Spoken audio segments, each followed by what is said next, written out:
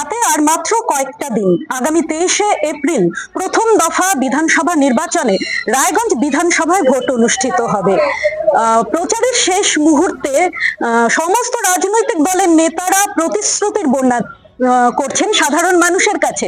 নিজেদের গণতান্ত্রিক অধিকার প্রয়োগের আগে সাধারণ মানুষও তাদের মধ্যে উঠছে নানান প্রশ্ন। সেরকমই কিছু প্রশ্ন নিয়ে আজ আমরা মুখোমুখি হয়েছি রায়গঞ্জ বিধানসভার বিজেপি প্রার্থী কৌশিক চৌধুরীর।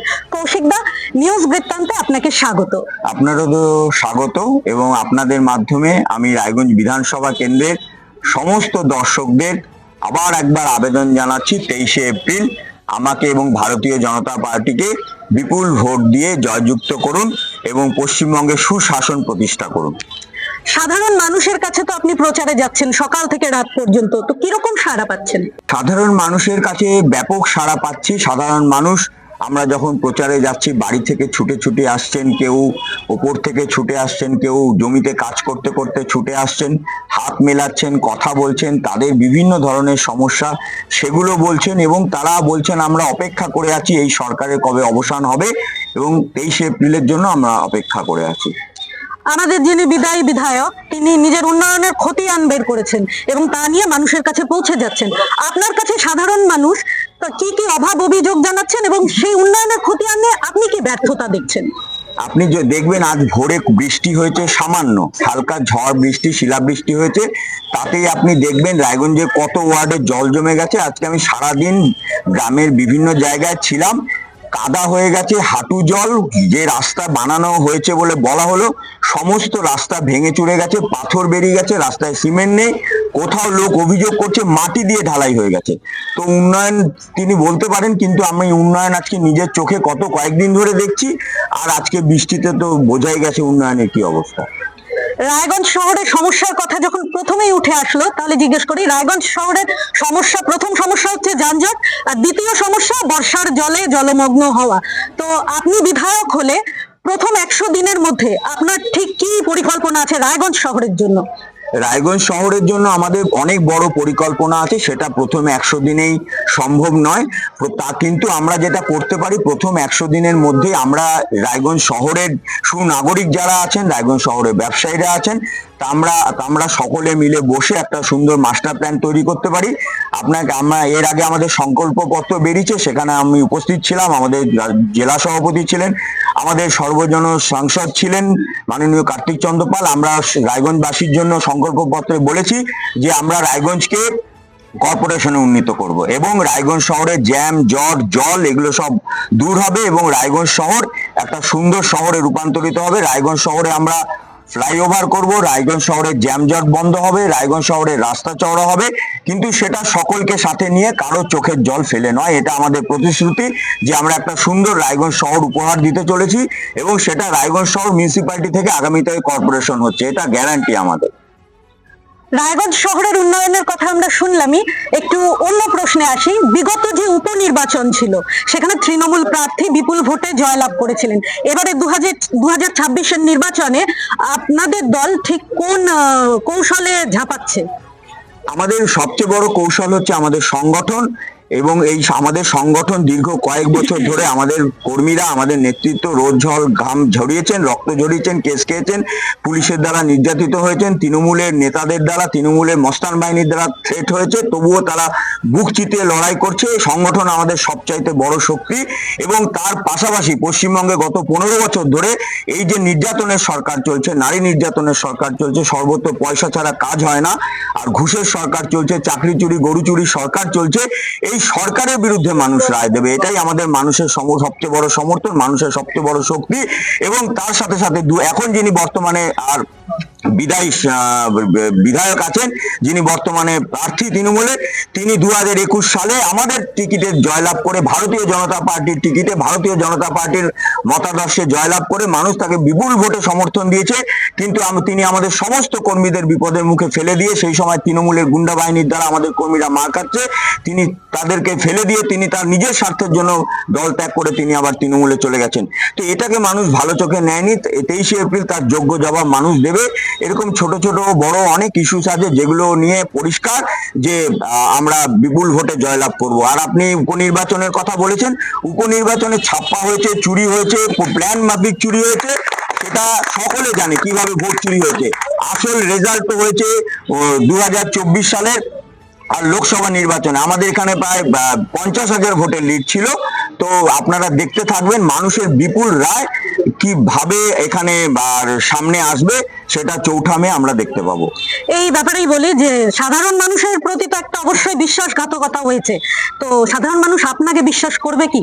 সাধারণ মানুষ আমাকে বিশ্বাস করছে, এই কারণেই বিশ্বাস করছে সাধারণ মানুষকে আমরা সাধারণ ভাবি না। আমাদের অনেক বিভিন্ন দলের বিভিন্ন নেতৃত্ব আছেন, বিভিন্ন উদাহরণ তারা তৈরি করেন। তারা ভাবেন সাধারণ মানুষ তাদেরকে ভোট দিয়ে জিতিয়েছেন, আর তারা পরবর্তীতে বলেন আমি এই বিজেপিতে থেকে উন্নয়ন করতে পারছি না, আমি প্রেরণা দিচ্ছেন এমন একজন মহিলার নাম তারা বলেন, তার অনুপ্রেরণায় আমি চলে যাচ্ছি, দল ত্যাগ করছি। কিন্তু সাধারণ মানুষকে তারা বোকা ভাবেন। সাধারণ মানুষ কিন্তু সাধারণ মানুষ নয়, সাধারণ মানুষ অসাধারণ মানুষ। তারা প্রত্যেকটা মানুষকে, প্রত্যেকটা নেতাকে খেয়াল রাখেন, তারা প্রত্যেকের সম্পর্কে খেয়াল রাখেন। তারা কৌশিক চৌধুরী আজকে অর্গানাইজেশন থেকে উঠে আসা, সাধারণ মানুষের কোনো ভয় পাওয়ার কারণ নেই। সাধারণ মানুষের কোনো ভয় পাওয়ার কারণ নেই। সাধারণ মানুষ আমাকে দুহাত তুলে আশীর্বাদ করে বলেছেন আপনার সম্পর্কে আমরা খোঁজ নিয়েছি, আপনি সংগঠনের ছেলে। এর আগে যিনি এসেছিলেন তিনি বাইরে থেকে এসে হঠাৎ টিকিট পেয়ে গেছিলেন, প্রার্থী হয়ে গেছিলেন এবং তিনি চলেও গেছেন। সাধারণ মানুষ সেটা বুঝেছে। আচ্ছা, ছাপ্পা ভোটের যখন প্রসঙ্গ আসলো, তাহলে এবারের যে নির্বাচন, প্রচুর সংখ্যক কেন্দ্রীয় বাহিনী এসেছে। প্রথম থেকে নির্বাচন কমিশন বলছে যে কড়া নিরাপত্তার মধ্য দিয়ে হবে।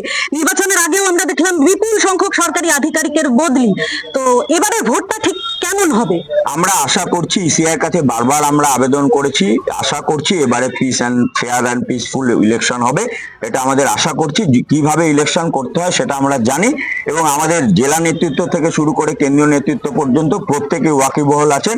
এবারে নির্বাচন যদি আমাদের তৃণমূলরা মনে করে যে এবারে নির্বাচন 2024-এ বাই ইলেকশনের মতো হবে, সেটা কিন্তু হবে না। তাদের হাঁটুকাপা নির্বাচন কিন্তু এবার হবে, এটা তাদেরকে মনে রাখতে হবে। তাহলে এবারের নির্বাচন একদম সুষ্ঠুভাবে হবে, একদম ফেয়ার অ্যান্ড পিসফুল ইলেকশন হবে। কেন্দ্রীয় বাহিনী ঠিকমতো না কাজ করলে কিভাবে করাতে হয় আমরা জানি। বিপুল সংখ্যক কেন্দ্রীয় বাহিনী, বিপুল সংখ্যক কেন্দ্রীয় বাহিনী আসছে। তৃণমূল যদি মনে করে যে কেন্দ্রীয় বাহিনী মিলন পাড়ায় গন্ডগোল হচ্ছে, তাদেরকে কলেজ পাড়ায় নিয়ে চলে গেল রায়গঞ্জ থানার পুলিশ, ওসব এবার চলবে না, এটা আমরা বলে রাখছি। আচ্ছা, রায়গঞ্জের সমস্যার কথা একটু আসি। যে রায়গঞ্জের মানুষের অনেক দিনের অভিযোগ যে এলাকায়, উত্তর দিনাজপুরের এই এলাকায় কৃষিভিত্তিক শিল্পের উন্নয়ন ও যুব সমাজের কর্মসংস্থান, এই বিষয়ে বিধায়ক হিসাবে আপনি কি করবেন? এটা তো আমাদের নীতিগত ব্যাপার আছে। ভারতীয় জনতা পার্টি সবসময় শিল্প বান্ধব এবং কলকারখানা বান্ধব একটি রাজনৈতিক দল। আমাদের প্রতিশ্রুতি আছে, সংকল্পপত্র আমরা বলেছি রাজ্যে প্রচুর শিল্প কলকারখানা হবে, যেখানে পশ্চিমবঙ্গ একদিন ছিল। এবং বেকার যুবক যুবতী যারা লক্ষ লক্ষ, প্রায় 70 থেকে 80 লক্ষ বেকার যুবক যারা ভিন রাজ্যে পরিযায়ী শ্রমিক হিসাবে চলে যায়, তাদেরকে সকলকে আমরা বলছি যে আমরা কলকারখানা হলে তা আপনারা নিজের বাড়িতে থেকে, নিজের রাজ্য থেকে কাজ করতে পারবেন। আর রায়গঞ্জের ক্ষেত্রে বলতে পারি, রায়গঞ্জে আর আপনারা দেখবেন এখন ভুট্টা চাষ খুব একটা মানুষ খুব পারদর্শী এই চাষটা করতে, এবং সেটা নিয়ে খুব সুন্দর পুষ্টিকর পানীয়ের একটা কারখানা হতে পারে, শিল্প হতে পারে। এ ব্যাপারেও আমাদের ভাবনা চিন্তার মধ্যে আছে। আর রায়গঞ্জ মেডিকেল কলেজের পরিকাঠামোর উন্নয়ন, উচ্চ শিক্ষার সুযোগ, এই নিয়ে রায়গঞ্জ মেডিকেল কলেজ তৈরি হয়েছে, কিন্তু সেখানে মানুষ স্বাস্থ্য ব্যবস্থা থেকে অনেক দূরে বঞ্চিত। ডাক্তারবাবুদের খুব অপ্রতুল সংখ্যায়, তারা ভালো সংখ্যায় এখানে ডাক্তারবাবুরা পাওয়া যায় না। তাছাড়াও খুব ইম্পর্টেন্ট কিছু ডিপার্টমেন্ট আছে, নেফ্রোলজি, নিউরোলজি, কার্ডিওলজি, এই সমস্ত ডিপার্টমেন্ট জেলা মেডিকেল কলেজ কিন্তু এই ডিপার্টমেন্টগুলো নেই, ডাক্তার নেই, ইনস্ট্রুমেন্টের অভাব আছে। এগুলো আমরা সব দূর করব এবং খুব সুন্দর একটা স্বাস্থ্য ব্যবস্থা, শিক্ষা ব্যবস্থা এবং পরিকাঠামো ব্যবস্থা আমরা রায়গঞ্জবাসীকে এবং রায়গঞ্জ বিধানসভাবাসীকে আমরা উপহার দিতে যাচ্ছি। এটা আমরা একদম সকলকে সুনিশ্চিত করছি। না, অনেকেই বলছে বিজেপি ক্ষমতায় এলে উত্তরবঙ্গে বা এই এলাকায় এইমস আসবে, এটা কত দূর? নিশ্চিত, এটা তো আমাদের সংকল্পপত্রে ঘোষণাই হয়ে গেছে। মাননীয় স্বরাষ্ট্রমন্ত্রী অমিত শাহজি ঘোষণাই করেছেন যে বিজেপি ক্ষমতায় আসলে উত্তরবঙ্গে এইমস হচ্ছে, দ্বিতীয় এইমস পশ্চিমবঙ্গে। এটা নিশ্চিত হয়ে গেছে, আর জায়গা পাওয়া কোনো সমস্যা নয়। এই সরকার, তৃণমূল সরকার রায়গঞ্জের মানুষকে বঞ্চিত করেছে। আমাদের এখানে হওয়া এইমস এখানে রাজনীতি করে রায়গঞ্জের মানুষকে বঞ্চিত করেছে, তার দায় বিধায়ককে নিতে হবে, তার দায় উত্তর দিনাজপুর জেলার তৃণমূল নেতৃত্বকে নিতে হবে, তার দায় রাজ্য সরকারকে নিতে হবে। আমাদের এখান থেকে এইমস উঠে কল্যাণীতে চলে গেছে, মানুষকে বঞ্চিত করেছে।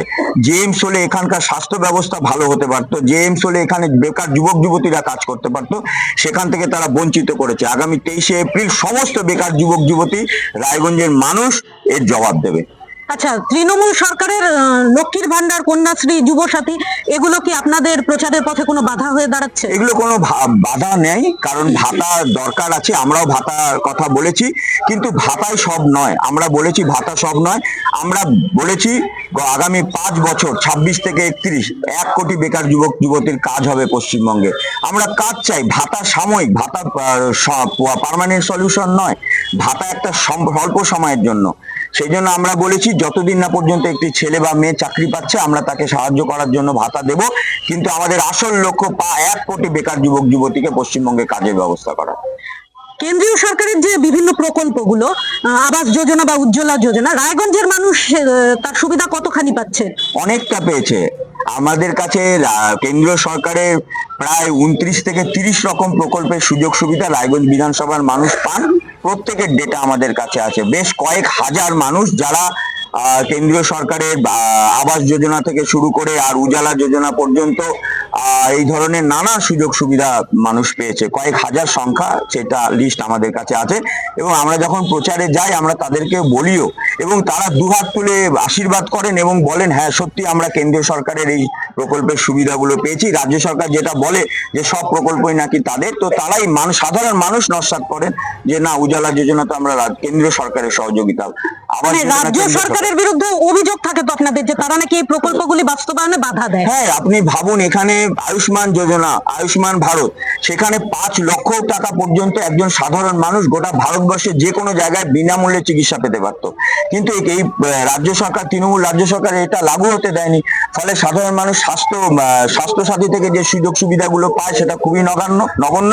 এবং বাইরে যে লক্ষ লক্ষ লোক প্রত্যেক বছর দক্ষিণ ভারতে যায় চিকিৎসার জন্য, তারা বঞ্চিত হয়। আজকে প্রত্যেকের আয়ুষ্মান ভারত কার্ড থাকতে পারতো, তারা বিনা পয়সায় চিকিৎসা পেতে পারতো। মানুষের সব বঞ্চনার জবাব মানুষ 23শে এপ্রিল দেবে। আচ্ছা, সব শেষে আরেকবার রায়গঞ্জবাসীর উদ্দেশ্যে আপনার বার্তা। রায়গঞ্জবাসীর উদ্দেশ্যে আবার বার্তা, আমি প্রচারের সময় গিয়ে দেখেছি, সেটা শহর হোক বা গ্রাম, যে বিপুল পরিমাণে সাড়া আপনারা দিয়েছেন। তো এই সাড়া আপনারা বজায় রাখবেন 23শে এপ্রিল পর্যন্ত, এবং 23শে এপ্রিল ভারতীয় জনতা পার্টিকে বিপুল ভোট দিয়ে জয়যুক্ত করুন। এবং পশ্চিমবঙ্গে যে আপনাদের দীর্ঘদিনের বাসনা, যে কাটমানি সরকার থেকে আপনারা মুক্তি চান, নারী নির্যাতনের সরকার থেকে মুক্তি চান, চাকরি চুরি, গরু চুরি সরকার থেকে, এবং পুকুর চুরি, জায়গা চুরি, মাফিয়া রাজের সরকার থেকে মুক্তি পেতে চান, তার জন্য আপনারা 23শে এপ্রিল পাশে থাকুন, ভারতীয় জনতা পার্টির পাশে থাকুন, এবং বিপুল পরিমাণে আপনাদের ভোট দিয়ে পাশে থাকুন। অনেক ধন্যবাদ কৌশিক বাবুকে। আগামী 23 এপ্রিল আপনার মনোনীত পছন্দের প্রার্থীকে অবশ্যই নির্বাচন কেন্দ্রে গিয়ে ভোট দিন এবং নির্বাচিত করুন। তার আগে নির্বাচনের যাবতীয় আপডেট দেখতে চোখ রাখুন নিউজ বৃত্তান্তে। আপনার জীবনের সমস্ত প্রতিকূল পরিস্থিতির অবসান ঘটাতে আজই আসুন স্বর্গীয় জ্যোতিষ গবেষক ও তন্ত্র সাধক অলোক কর্মকারের সুযোগ্য পুত্র ও একমাত্র শিষ্য সঞ্জয়ের কাছে, যিনি আসাম বঙ্গীয় জ্যোতিষ ও তন্ত্র সোসাইটি দ্বারা জ্যোতিষ রত্ন উপাধিতে সম্মানিত। তাই আজই আসুন বংশানুক্রমিক ও সুদক্ষ জ্যোতিষ প্রতিষ্ঠানে।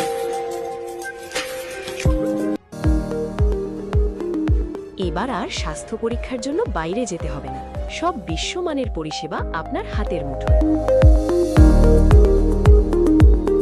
এক ছাদের নিচে পলিক্লিনিক, ডায়াগনস্টিক ও এক্সপার্ট কেয়ার।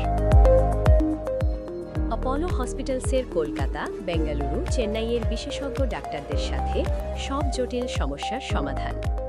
অপোলো ক্লিনিক এখন রায়গঞ্জে। গ্রসারি থেকে cosmetics,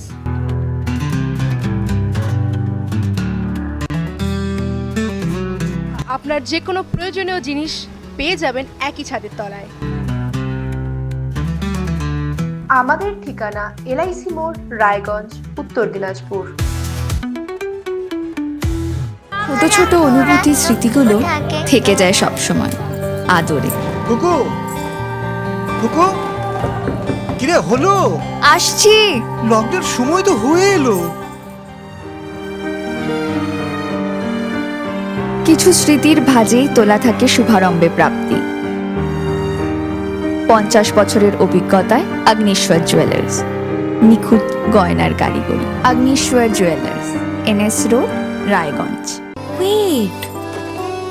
So this was your wedding look. Oh my god, Tammy, you look pretty.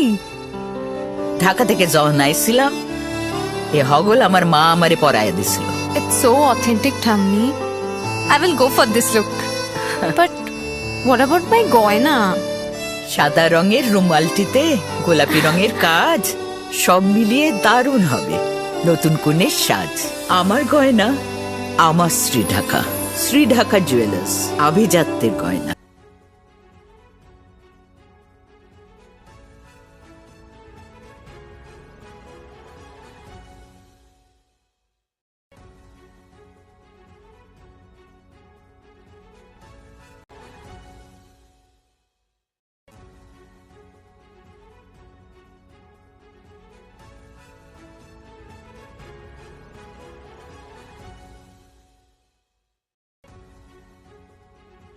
আপনার পরিবারের সুস্বাস্থ্যের ঠিকানা।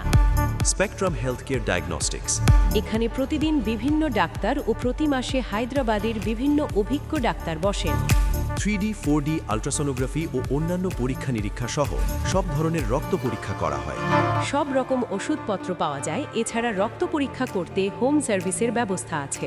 বিস্তারিত জানতে ফেসবুক ও ইনস্টাগ্রামে আমাদের পেজ ফলো করুন। রাত হোক বা দিন, নিউরো এমার্জেন্সি সময় দেখে আসে না। হঠাৎ মাথায় আঘাত, স্ট্রোক বা অচেতন হয়ে যাওয়া, প্রতিটি মুহূর্তই অমূল্য। কারণ এখানে সময়ই সবচেয়ে বড় চিকিৎসা। এবার রায়গঞ্জেই উপলব্ধ অ্যাডভান্সড নিউরোসার্জারি সুবিধা। দক্ষ নিউরোসার্জন ও আধুনিক প্রযুক্তির সহায়তায় 24x7 জরুরি পরিষেবা। সঠিক সময়ে সঠিক চিকিৎসা ফিরিয়ে দিতে পারে স্বাভাবিক জীবন। Jibanrekha hospital, advanced neuro care.